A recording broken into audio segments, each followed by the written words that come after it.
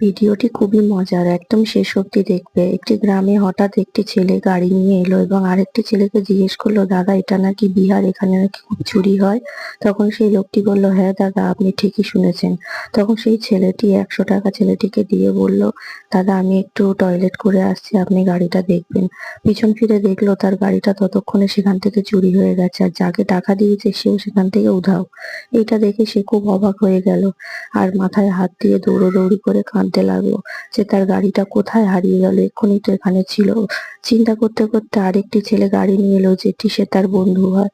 তখন সেও অবাক হয়ে গেল যে গাড়িটা কি করে চুরি হলো। ছেলেটি বলল, আমার গাড়িটা এক্ষুনি এখানে ছিল, এটা বিহার, যখন তখন চুরি হয়ে যায়, কি বলবো তোকে। বলতে বলতে ছেলেটি বলল, আমার তো থার আছে, চিন্তা কোথায়, এই গাড়িতে চলে যাব। পিছন ফিরে দেখলো তার থারও ততক্ষণে সেখান থেকে চুরি হয়ে গেছে। তখন ছেলেটি বলল, তোকে বললাম না এটা বিহার, যখন তখন গাড়ি